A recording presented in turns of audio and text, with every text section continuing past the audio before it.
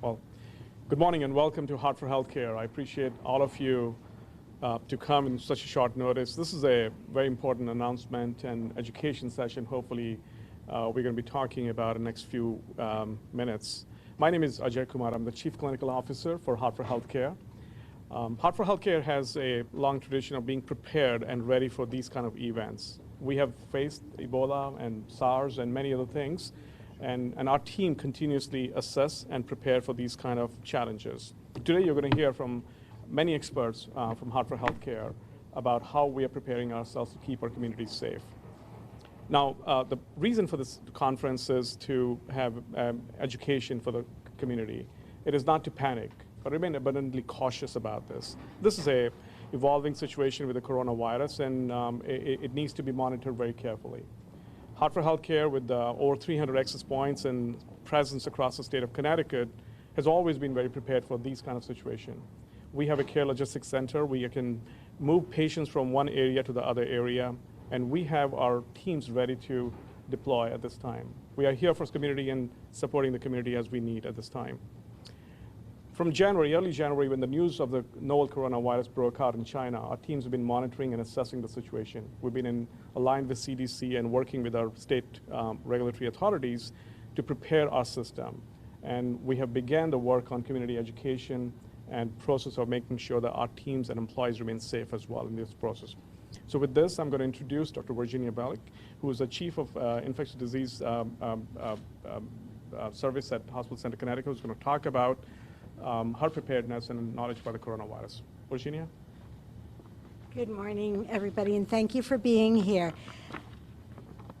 Coronaviruses include a large family of viruses that usually cause upper respiratory infections or the common cold. So many people have been infected with these coronaviruses. In recent years, since 2002, there have been two newly diagnosed coronaviruses. The first was SARS, which is severe acute respiratory syndrome, and the other one is MERS-CoV, which is Middle East respiratory syndrome. And these viruses cause a more severe type of illness in patients in some cases. Back in December of 2019, public health officials in Wuhan, China, noticed that there was an increased number of pneumonia cases that they could not find an other diagnosis for. Chinese scientists have recently been working very hard on this problem and have identified a novel coronavirus as the cause of illness in those patients. In fact, these scientists have devised the genetic sequence for this coronavirus. Thus far, over 20,000 people have been diagnosed with this virus, mostly in China. The virus has spread to well over 20 countries elsewhere in the world.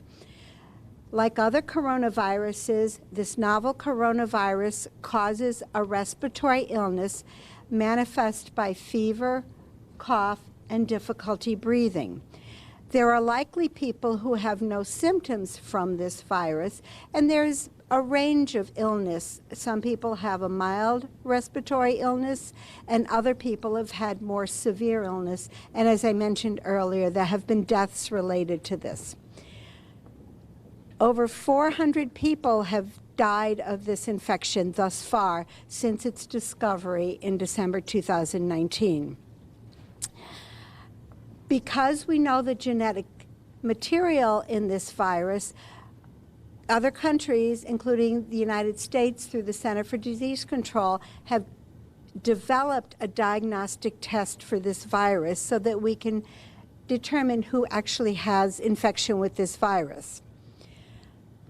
You're going to hear a little bit more about spread and the precautions we take in a few minutes, but most respiratory viruses, including coronavirus, are spread through what we call droplets. And these droplets occur when an infected patient coughs, sneezes, or talks, and another individual is close to them, usually within 6 feet.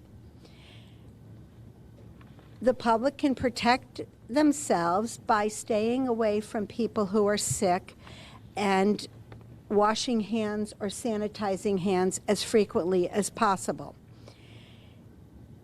If you have traveled to China and you become ill with fever and cough and shortness of breath, we ask individuals to notify their healthcare providers up front, even with a phone call ahead of time to the appropriate facility, so that preparations can be taken. And again, we're going to talk about some of those procedures that we take in a hospital in a minute. Thus far, though, we have to keep in perspective influenza. Thus far in the United States, over 19 million people have been infected with influenza. There have been 180,000 hospitalizations in the United States and over 10,000 deaths in the United States thus far this year with influenza, a similar respiratory type of illness. In the state of Connecticut, over 1,000 people have been hospitalized with influenza and 23 people have died as of the latest public health statistics. And we need to remember that we can protect ourselves from developing influenza with effective vaccination. With that, I'd like to turn this conference over to Dr. Kenneth Robinson, who is the Chief of Emergency Medicine here at the Hartford Hospital. Thank you and good morning.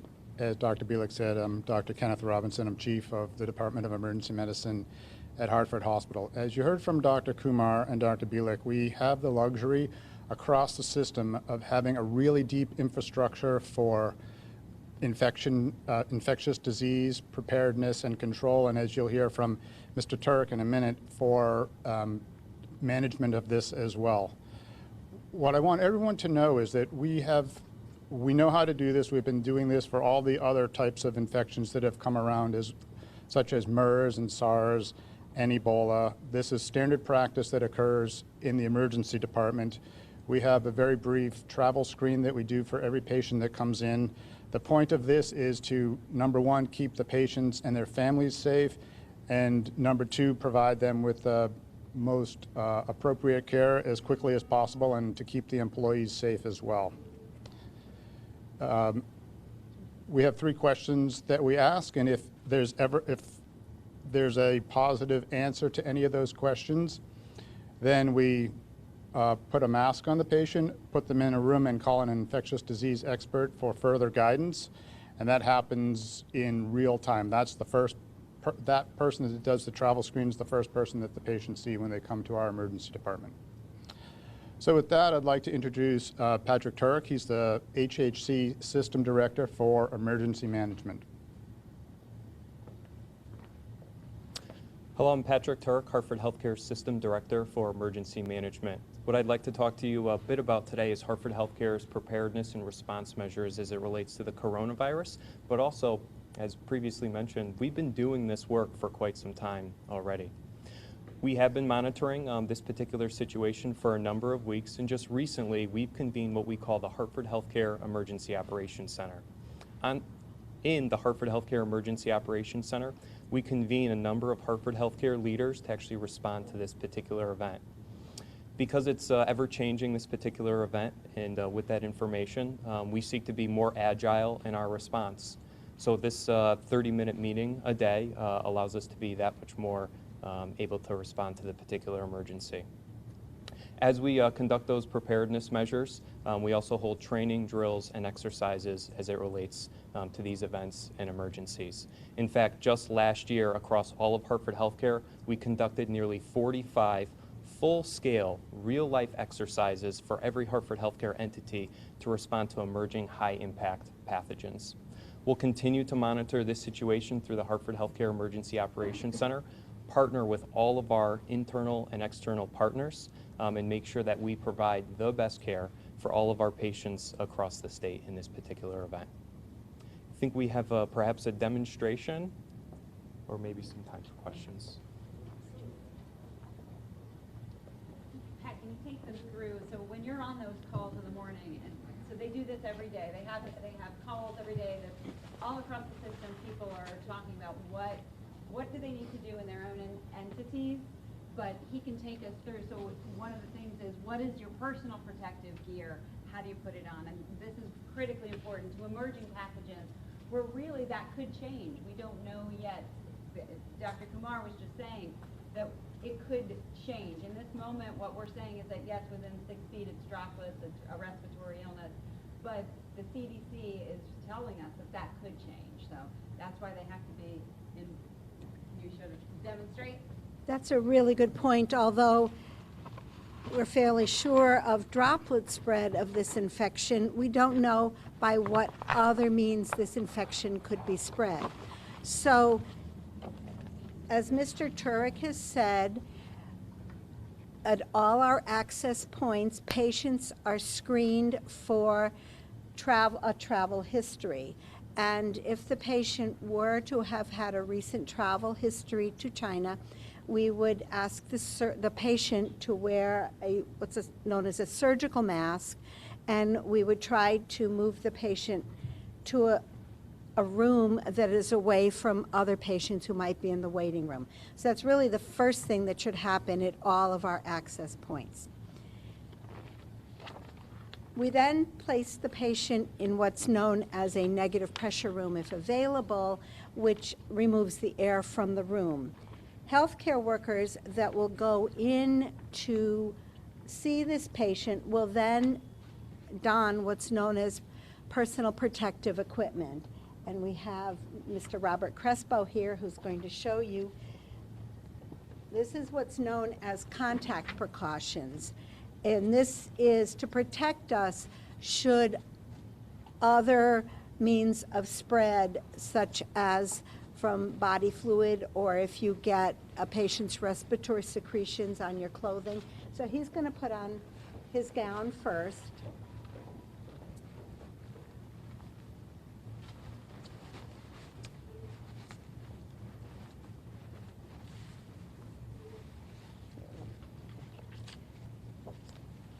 And these are all disposable. And next he's going to put on his mask, which is known as a respirator. It's meant to filter out viral particles, and the patients will be also, in addition to contact, will be put on airborne precautions to prevent any droplet or other spread through the air. So he's going to put on his respirator, and as part of putting on his respirator, we've all been trained how to do what's called a fit test. And he's going to inhale and exhale and make sure there's no leakage of air around his respirator, so that when he goes in to see the patient, he is safe.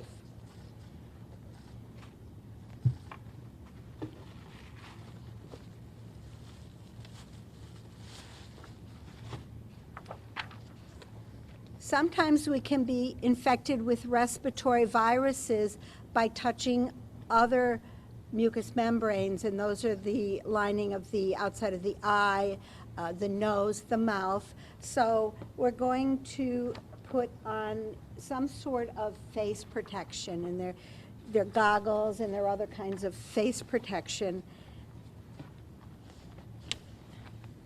And lastly, he's going to don a pair of gloves.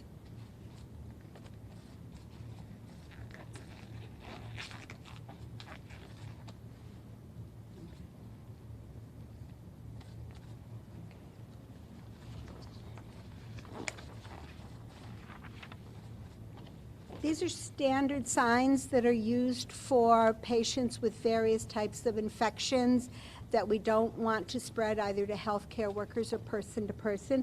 So we will hang a contact precaution sign outside the patient's door, as well as an airborne precaution sign outside the door.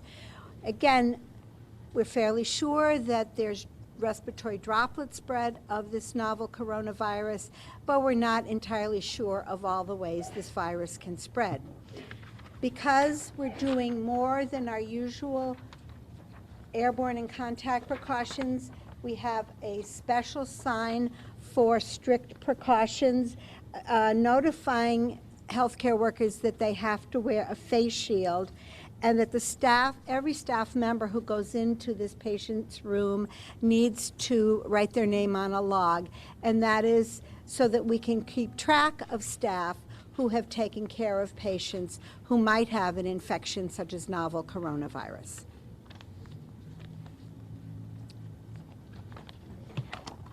I think with that, we can open for any questions you have, and happy to address any of the concerns. One question any of the I had was, questions. there've been a couple negative cases here in Connecticut, a resident student tested negative and some others. There haven't been any positive yet in Connecticut of coronavirus, has there? That is right. There's no positive in coronavirus in state of Connecticut so far. Yeah, please. Can I just clarify, as Mr. Turk said, if we have a patient who answers yes to the screening questions, the emergency room or other access point has a phone number to contact for an infectious disease specialist.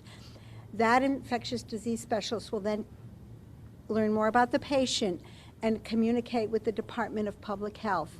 If the Department of Public Health feels that they want to designate the patient as a PUI or person under investigation, they will then start the process of testing.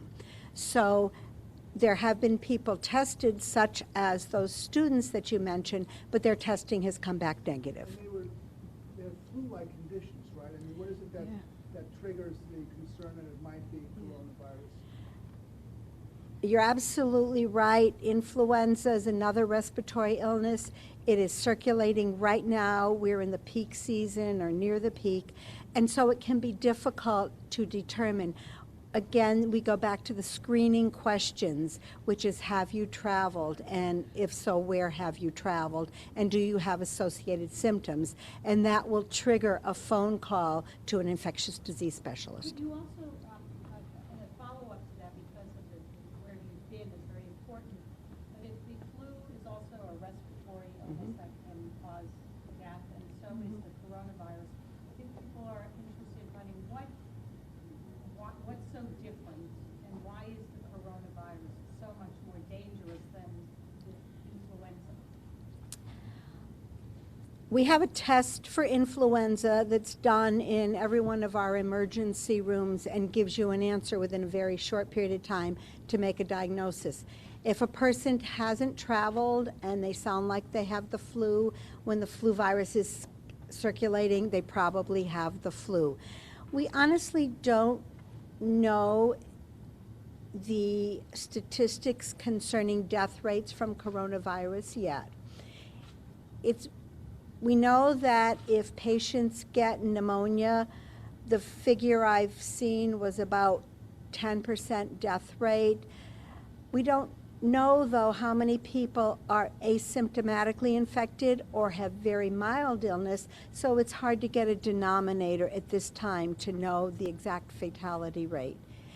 Eventually, once all the data cleared, we knew that SARS had about a 10% death rate, but we really don't quite know yet how lethal this infection will be. So the bottom line is we know much more about the flu and influenza than we do about coronavirus. Right. We know about the flu, and we also have medications to treat the flu. We can prevent the flu. We have medications to treat it. But data are still coming out about the coronavirus. And I'm actually amazed about how rapidly we learned about this virus, how quickly we were able to find out the genetic code for this virus, and how quickly countries were able to develop diagnostic testing. And we're talking a month. Caught early, can the coronavirus like the flu be treated as flu? Unfortunately, we have no treatment at this point in time for the coronavirus, and that's a concern. This protocol is followed, I guess, by all hospitals in Connecticut in terms of Department of Public Health, I mean, Stamford, New Britain, Maryland, and so on. So certain protocol you follow with working with the Department of Public Health. Yeah, I can certainly talk about the Hartford Healthcare hospitals. Our hospitals are following a standard protocol across the system. Now, we have outreach and communicate with other hospital systems as well to make sure they're prepared as well. I cannot comment on their entire process, but I imagine that all the hospitals are following the CDC's guidelines at the moment. I'd like to maybe expand one more comment on the virus. This virus is called novel coronavirus. Novel because it's new, and we are kind of learning about it. And there's a lot more learning will happen over the next several weeks. the genetic strain and details about it came from China only in December about this virus. So there's a lot to learn about this project, this virus, and that's why it's important to keep an eye on that to understand. Just explain our hospital system, our entire system, how many hospitals, named Yeah. hospitals, and just kind of give an overview of the Hartford Healthcare Thank you. system. Thank you. So Hartford Healthcare consists of 7 hospitals. We have Wyndham, Bacchus Hospital, Hospital Center, Connecticut, Mid-State Hospital, Hartford Hospital, Charlotte and Hungerford Hospital, and now St. Vincent Hospital in Fairfield County.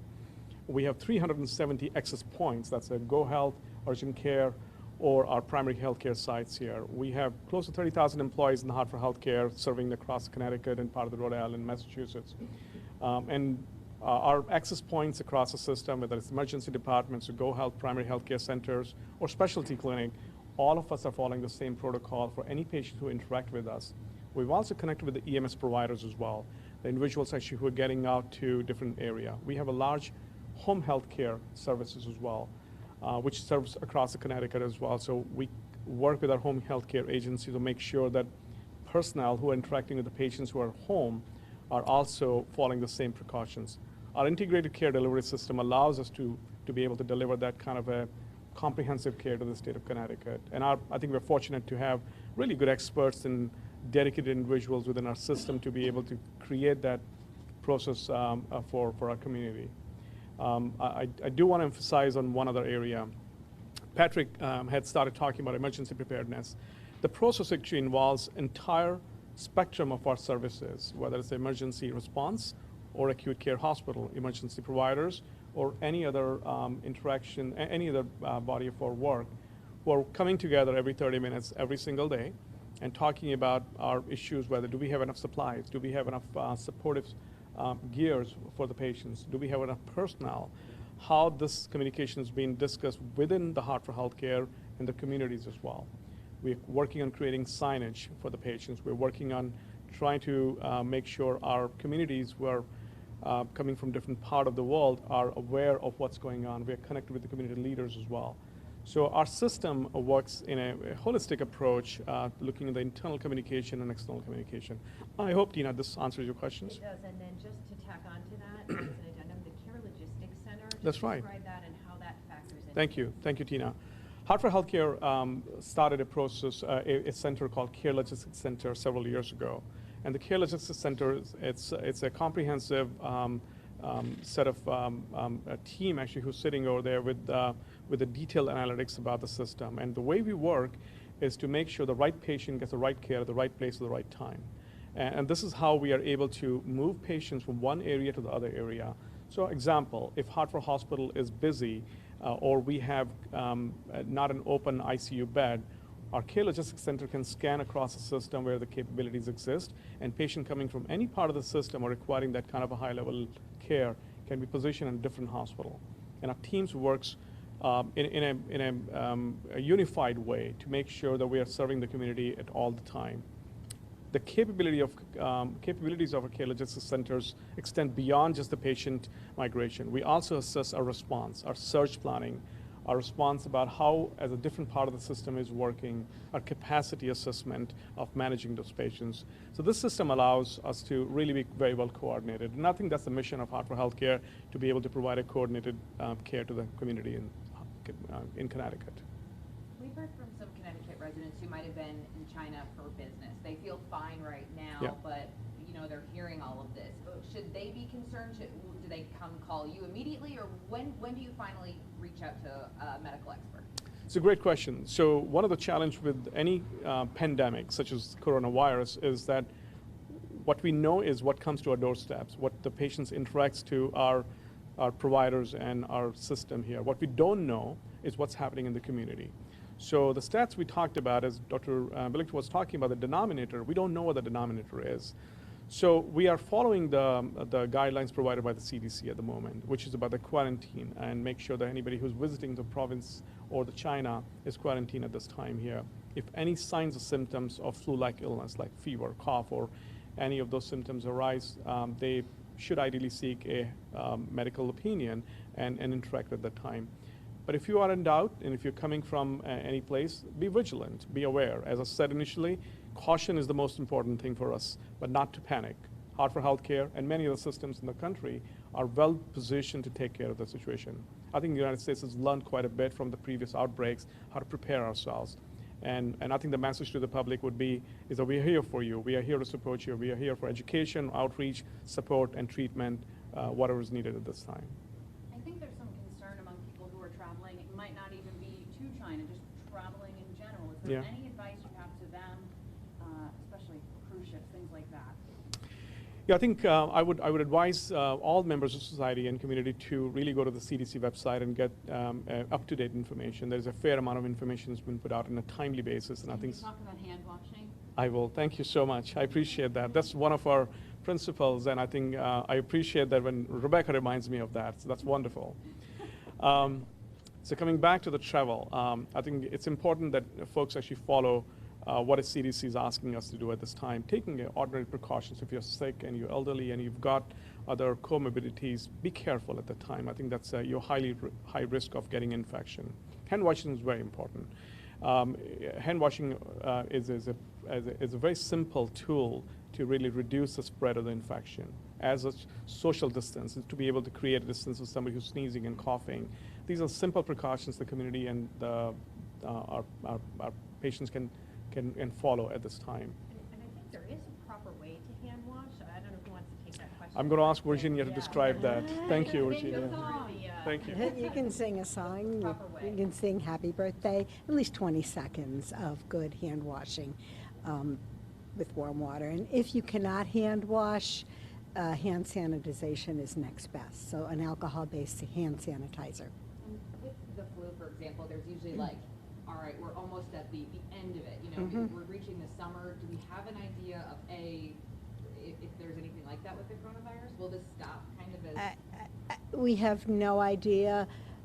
Public health authorities were able over several months to control SARS. In the past, MERS, we're still cognizant of if people travel to the Middle East, but it's not been a huge public health problem since then.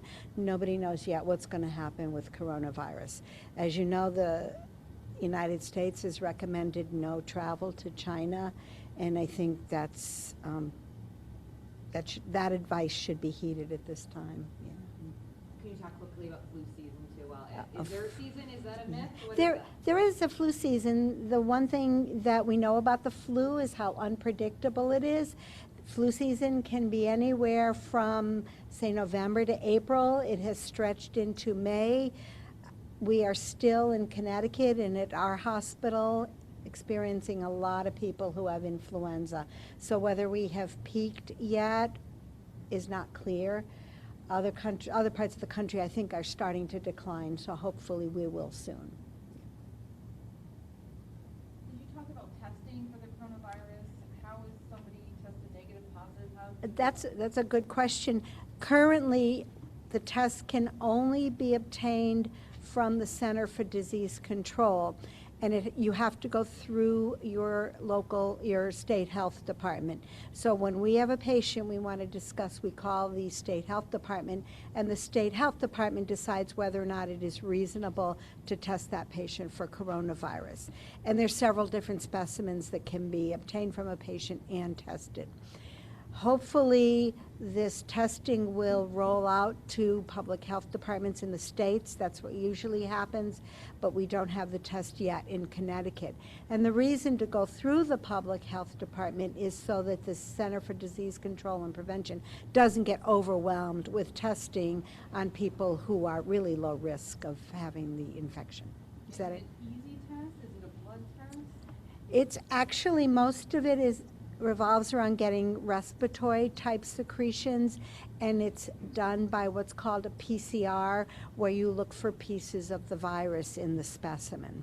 So the specimens are not hard to obtain. They do in some cases look at other specimens such as blood and stool, and the test is a PCR test, and PCR tests are very common.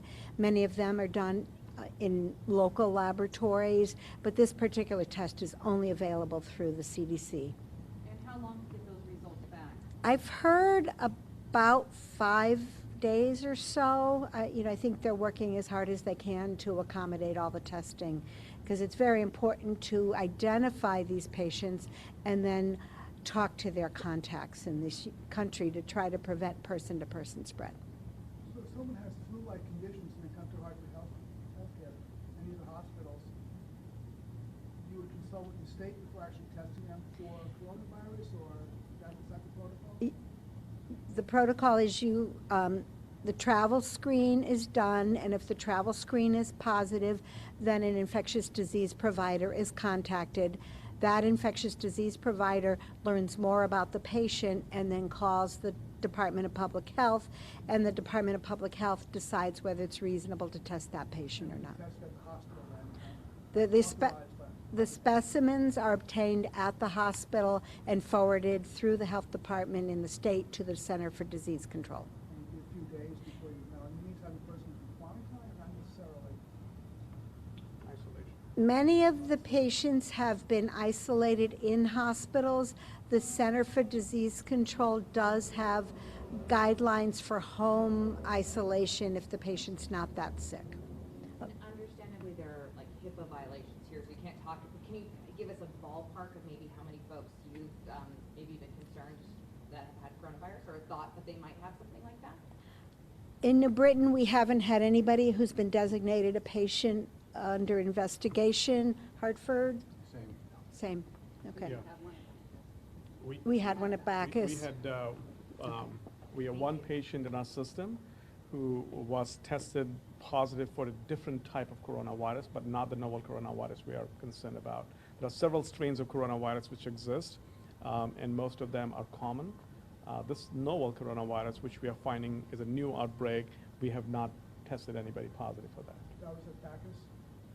That was in East Region, yes, Bacchus. Yeah.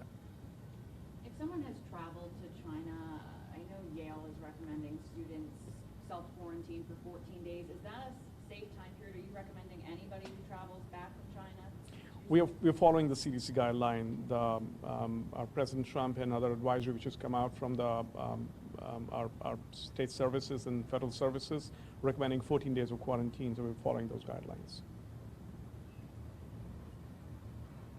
Thank you so much for coming. Thank you. Thank you for your Thank time. you.